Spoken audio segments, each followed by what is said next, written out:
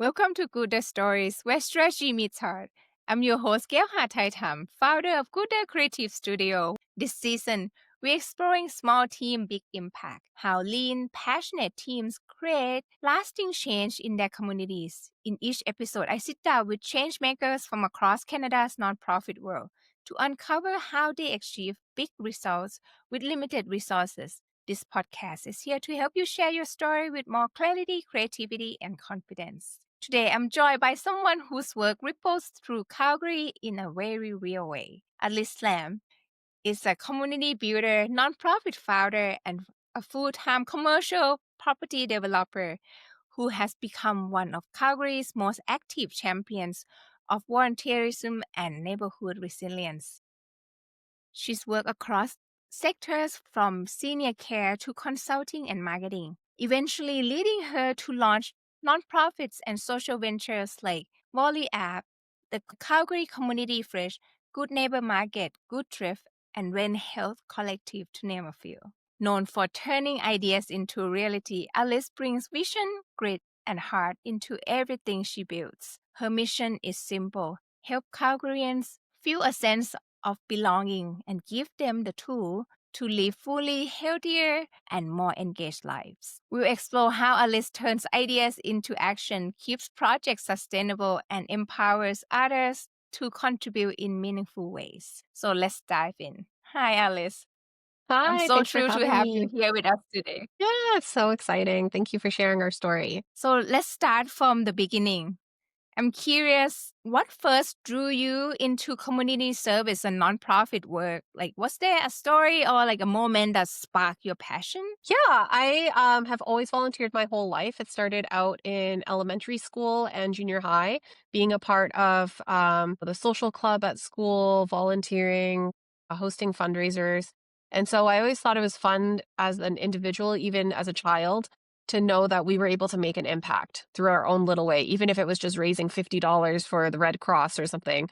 It was still something that we could take autonomy in and take leadership in, even without being 18. And so I really liked being able to help people who maybe are underrepresented, like immigrant families, seniors, single parents. I grew up in poverty with immigrant parents. Like, it wasn't really easy for me. And so as I grew up and became more established, more privileged, everything like that, I wanted to make sure that I paid it forward and made sure that I used my voice to increase the standard of living and sense of belonging for Calgarians who are often overlooked.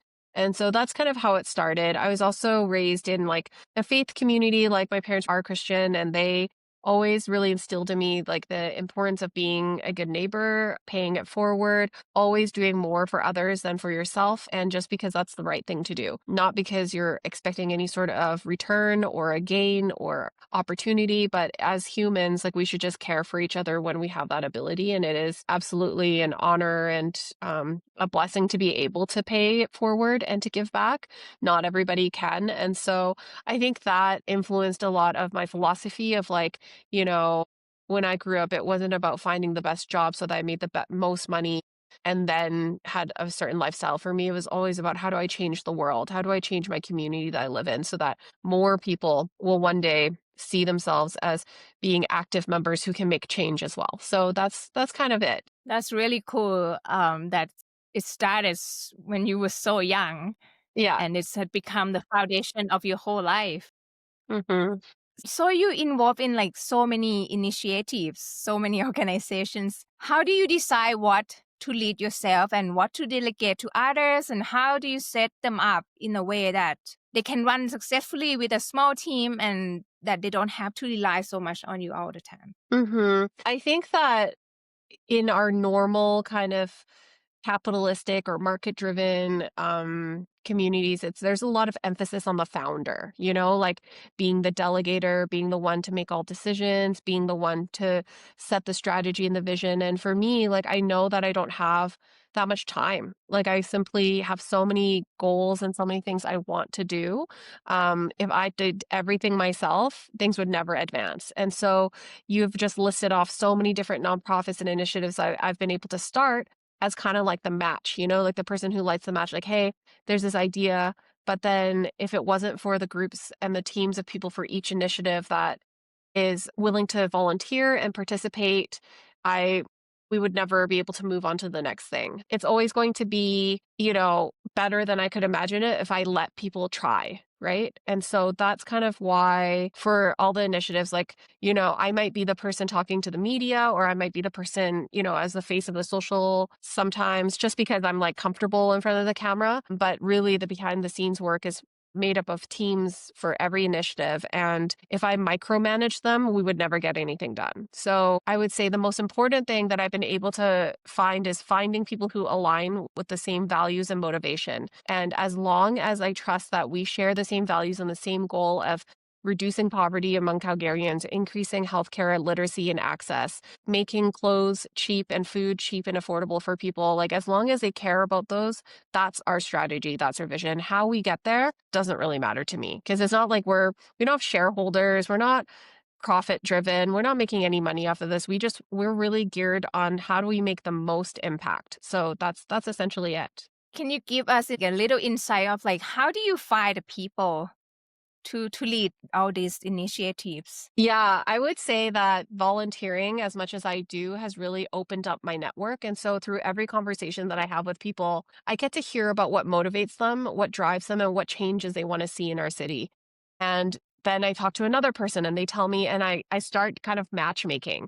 And so in the beginning, it was a lot of that, having lots of conversations with people naturally, organically, telling them about my work, and it's sparking something in them, saying like, oh, you know what? I always thought about, I'm a doctor and I want to do a health clinic. That's how Ren started, right? Like I want to do a nonprofit clinic. I can't do it full time, but I can volunteer some of my time, but I need somebody to kind of put it together. And so that's how it started, was really just like having conversations with people and just connecting dots, really. And then the other thing too is like once we started with our initiatives, it was really quick for people to kind of gravitate towards us. They liked the types of nonprofit work that we were doing. They liked the communication styles, and they would reach out and say like, these are ways that I can contribute. Of course, it's never perfect. It's not like a magic wand.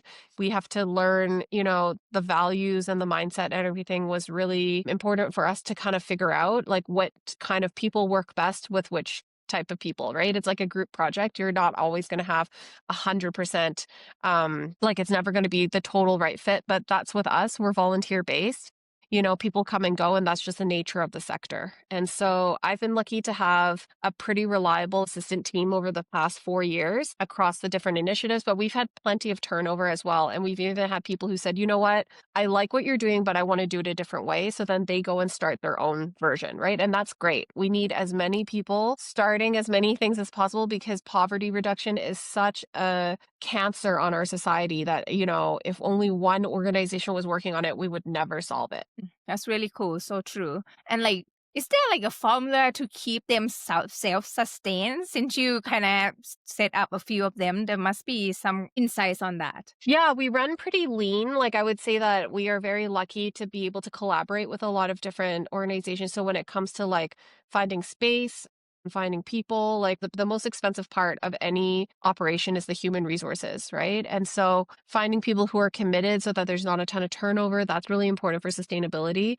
But also we operate as social enterprises. Like we do apply for grant funding if available, but because we only have nonprofit status, it kind of like keeps us out of a lot of like charitable grants. And so for now, we fundraise a lot ourselves, and we do that through running businesses where the profits generated are reinvested into our nonprofit initiatives instead of going into an individual's pocket. So when people say like, how are you going to run a nonprofit business? I say the same as a for-profit business, like same formula. You find a space, you find people, you have a product that people want, but our money goes back directly into our community initiatives. And so, for example, for Good Neighbor, it's a free clothing store and meal program.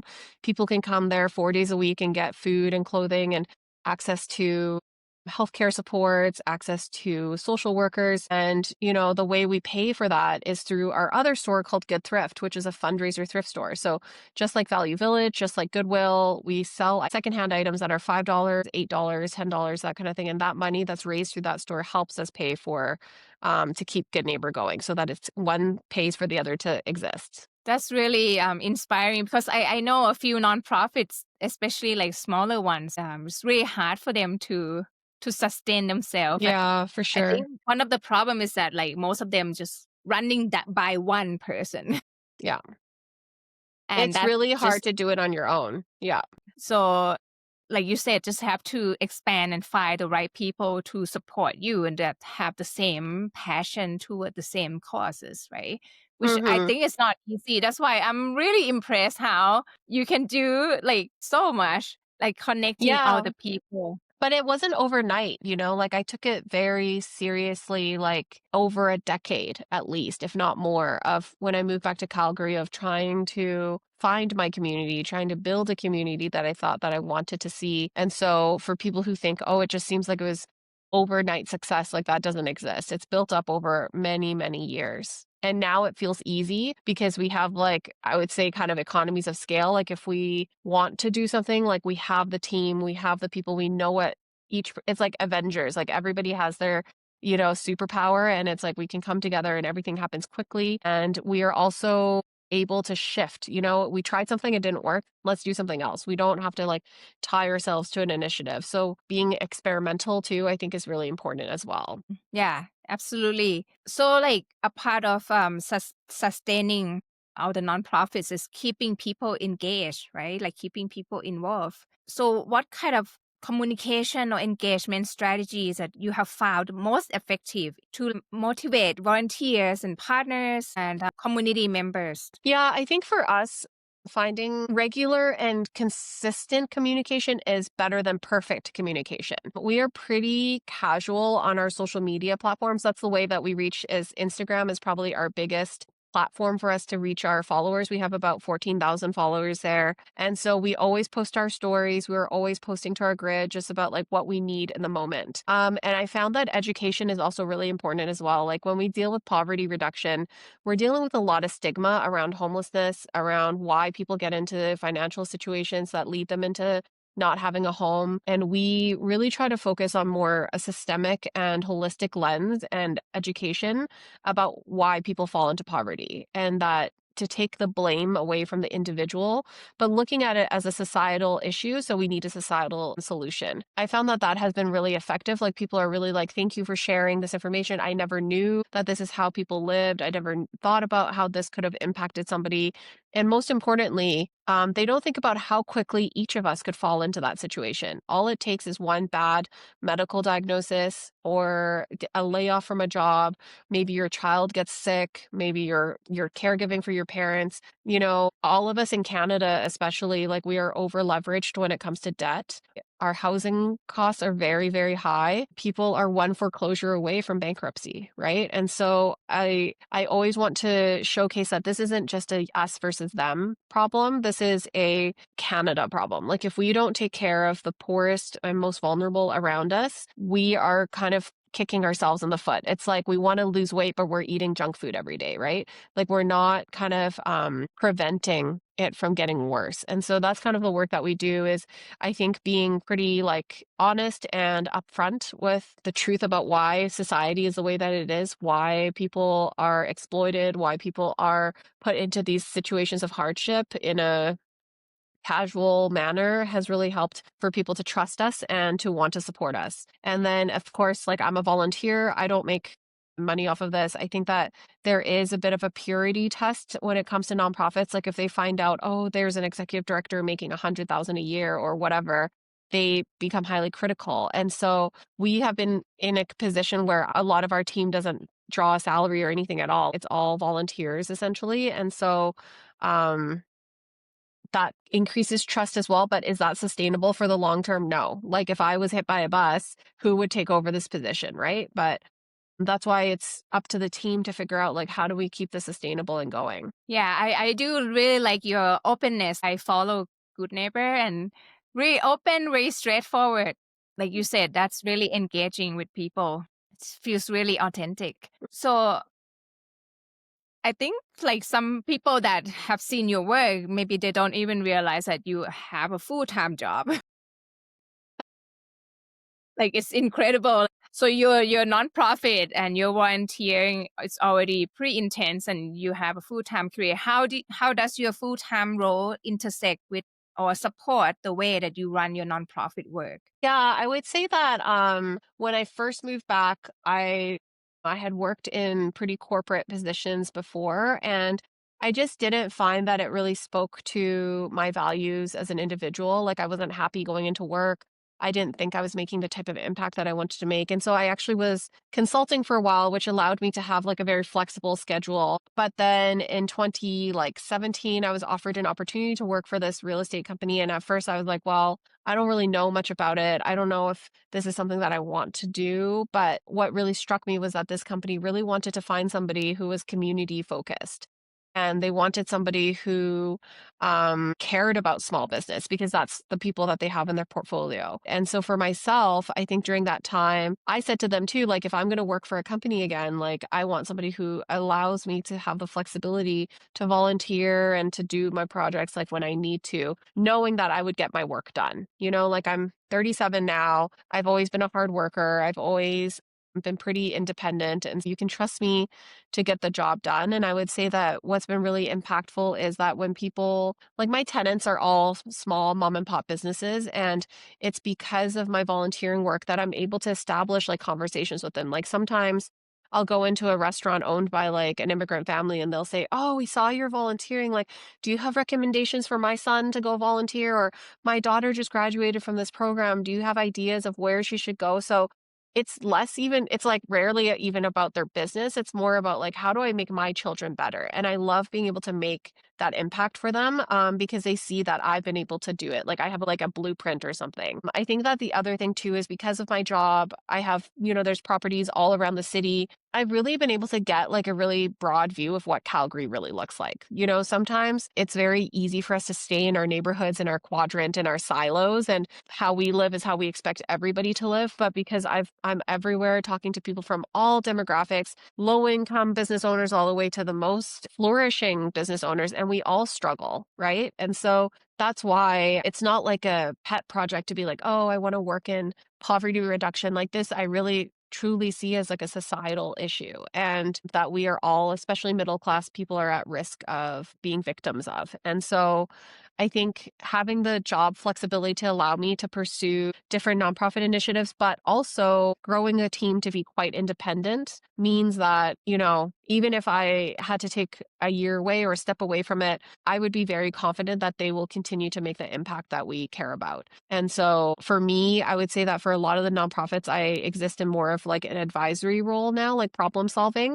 If something comes up, they bring it up to me, but the day-to-day operations, that's mostly self-led, self-taught. I'm very trusting of their ability to make proper decisions so that they don't burn out, so that they have a good impact on the people that they're trying to serve. And it seems like because of your full-time position, it's also allows you to, like you say, like connect with people around the city and have like different perspective and have the insights into like the spaces in the city that you can utilize. I think it's a pretty unique combination that you have there. So with so much on your plate, how do you protect your energy and maintain your well-being? I think this is one of the things that we all kind of struggling with. And what have you learned? What have you had to learn the hard way about boundaries? Like, is there any?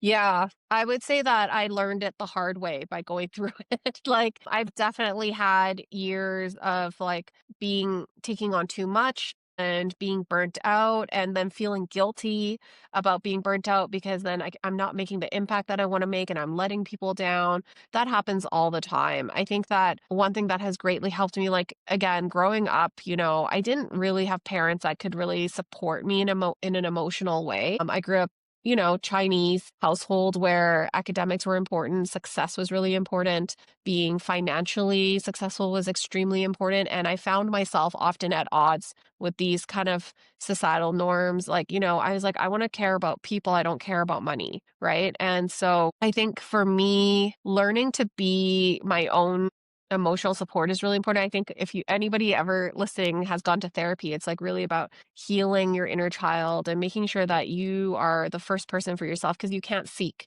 validation. I'm always that person that's like gold star mentality, like, oh, did I do it right? Is this good enough? Are people happy? Like this hypervigilance kind of thing. But over time, as I'm getting older, like in my 30s, I really focused on like, okay, what is actually important to me? Like, what am I not willing to sacrifice? What are the situations that I don't want to put myself in? And knowing that I don't have to say yes to everything, right? Every opportunity, every collaboration, we can say no and it's going to be okay. I think for myself, I talk to a therapist on a weekly basis about not really about things relating to nonprofits, but things just like for my own self-worth, my own self-confidence, decision-making paralysis or whatever. Like it's just something that I have to work on as a lifelong journey. Like everybody, it's about like maintenance, right? And so if you're feeling burnt out, take the time to rest. Like I definitely do that. And know that if I'm truly feeling like resentful when I'm doing an activity or feeling frustrated or angry, like there's something deeper and I owe it to myself to take the time to really explore those feelings and to process the feelings and ultimately to feel the feelings. We're not really taught to feel feelings. We're taught to suppress them. And that can fester and come out in ways that you don't want at times that you don't want. And so I think for me, like working on really being there for myself after years of self-abandonment, or years of kind of discounting my own feelings or letting things slide. It's like, no, like you have to feel them so that you can move on. And so that's kind of always my advice, even for my team. It's like, if you're frustrated, like let's vent about it, like let's talk about it because it is a terrible, unfair world that we live in. And in Canada, we have so much prosperity and yet so many people suffer. Like that will impact your mental health. And it's kind of one of those things where people say like, oh, ignorance is bliss, right? Like if you don't know the realities of how your country or your city functions, you would think that everybody's fine. You would think that the government is looking out for your best interest or that businesses aren't as scrupulous as you think, right? And really, once you start finding out about it, it can be very shocking and very depressing. And so, I don't know. I feel like I'm still in that journey, but over the past few years, like I think letting go and making sure that like I don't have to be the decision maker in everything. I can trust other people to come up with things on their own and I just need to empower them has been one of the most important ways for me to feel a sense of like the ability to let go, basically. Trusting other people and knowing that like the cause is greater than my ego or the cause is greater than like a notoriety. Like even if nobody followed us or no, we would still be doing the work.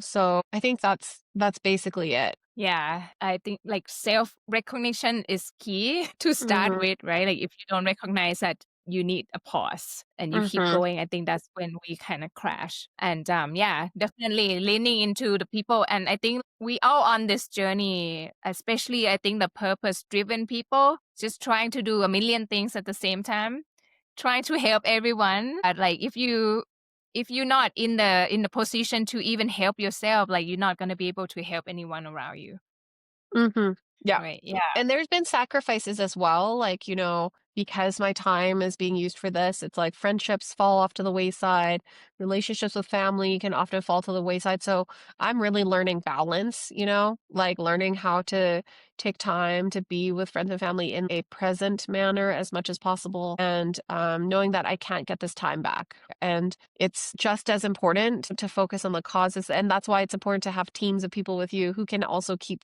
going, right? Because if I'm spending all my time on the causes, but yet neglecting all my community and family relationships and friendships, it's going to be pretty lonely at the end of it all. Right. So I want to make sure that I'm giving myself the space to also be able to have time to enjoy my relationships as well. Exactly. So for listeners in the nonprofit world or thinking of starting a project, what would be the clearest, most honest advice you would give them about achieving big impact with a small team? I think that you should never measure your success based on like commercial success metrics. I think a lot of people are like, how many people are you serving? Like, more is better, right? That's a very capitalistic way, market driven way to look at impact. And impact is me helping my neighbor. It's snowing today. Did I go check on him to see if somebody can help him shovel his walk?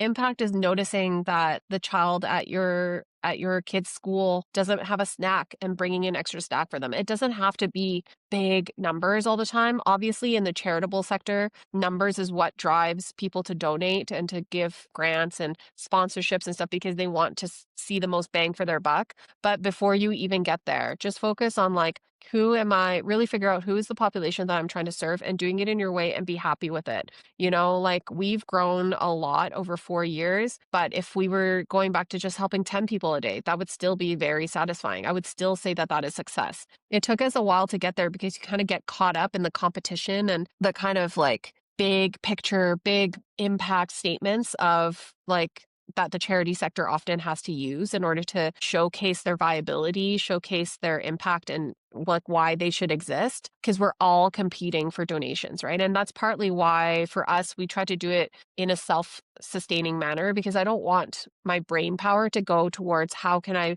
beat out this nonprofit for funding. And instead, I want to make sure that it's like, how do I help more people?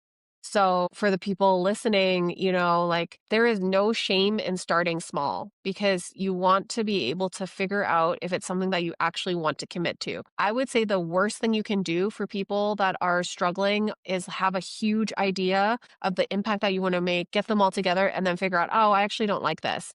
I'm going to quit the project because so much hope and time and faith gets put into every new project that's announced. I think the other thing too is there are competitors. Like there's lots of people doing things that are maybe in the same sector, like tons of organizations working with poverty, tons of people working with children, youth, and family, tons of people working on health. And, you know, you have to be ready for people to ask, like, what's the difference? You know, how are you different? And sometimes that difference might just be geographical, you know, like that's why churches and faith-based places have a location in every neighborhood, right? Like they're serving the people immediately around them. And that's sometimes the best way to start is that if there is a gap in the neighborhood that you live in or frequent, then that's, you know, maybe just focus on serving that neighborhood. You know, it doesn't have to be citywide. You don't have to grow into a huge nonprofit, like, and just making sure you keep your why, like, why am I doing this ultimately at the top of the list? Because people can seek out inauthenticity pretty quickly. Like if I see that you're doing this just for clout or for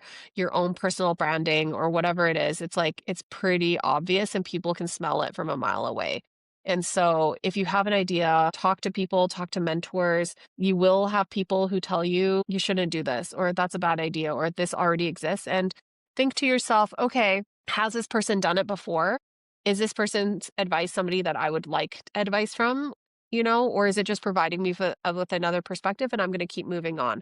When we started, we had lots of people, whether it was the fridge, Good Neighbor, Volley, the online platform that said, why are you doing this? It's a waste of time. It's a waste of money. It already exists. And ultimately, like, I couldn't stop thinking about it. And I was just like, you know what? Like, I will always regret it. Like, if I died tomorrow and we didn't try, I would be upset. So we always try, we see where it goes, and then pivot and turn from there. Yeah, solid advice and beautifully put. I can hear a lot of heart for like really everything that you say and you do. So Thank you. looking ahead, you have accomplished a lot already, but what's next for you and what's the next gap that you hope to fill in Calgary or what kind of impact that you're aiming to make? Yeah, I would say that a lot of what we do is informed by the clients that we serve. So the fridge turned into Good Neighbor because people wanted clothing. Good Neighbor turned into Ren Health Collective because people needed healthcare. And so now we hear a lot about like housing needs and stuff like that. One day, I'm sure that I will be building affordable housing. I know that that is in my future because it's such an important part. Like a lot of the people that come into Good Neighbor can't afford food or clothes because so much of their income is spent on their rent. Almost 100%, if not more, is spent on rent. And so I know that affordable housing is really, really important. And I know that we really need to focus on educating our youth, right? Like our schools are overfilled. Our teachers do not have the support that they need. And we need to ensure that kids have the best education opportunities possible so that they can be great future leaders and impact and change makers in our society. If you don't support them growing up, why are they going to support us when they're older? Otherwise, they're just going to focus on making money, going to work, going home, going on vacation, and that's their life. And I feel like the biggest robbery of a society is when people think that that's all there is to life is just making money and going home. I think that there's so much more to living an enriching life, and that is like being in community, making an impact, and making change. And so in January, we're going to be starting like a homework club program to make a free basically homework club so kids who can't afford tutoring or going to Kumon or something can still get some academic support. So I can't tell you what else we'll be up to, but those are the ones that are always in our future. And it really depends on who I meet. If I meet somebody like you who's very passionate about something, I would make that happen for you. Like that's what I'm good at, is like tell me your dream and I'll help you figure out how to make it happen, or at least give you a roadmap or some advice on who to talk to, because I want people to be able to create something of their own as well. Well, I'm looking forward to whatever you up to next. And so for the people who want to reach out and connect with you, what would be the best way? Yeah, I have my contact info is on my website, alicelam.org, ALICELAM.org. I also have LinkedIn. You can look up Alice Lam Calgary. That's an easy one. And then, Instagram, you can follow Good Neighbor YYC. You can follow Tigerstead and Friends. Like those are some of the handles that I use frequently. So yeah, I think you can find me if you want to, and then I will always respond. Awesome. I'll add those links in the show notes as well for people. So thank you so much, Alice, for being here with us today and for sharing your insights, your experience, and your passion for building strong, inclusive communities. It's just truly inspiring. Your work is a reminder that real change doesn't come from waiting for someone else to do it. It comes from stepping in, staying committed, and building that structures that support the community long term. And to our listeners, thanks for tuning in to this episode of Gooder Stories. If you enjoy Alice's conversation, be sure to follow, subscribe, and share it with someone who's working to make a big impact with a small team. And that's a wrap on another Gooder story. Until next time, keep making story worth sharing. Bye. Bye.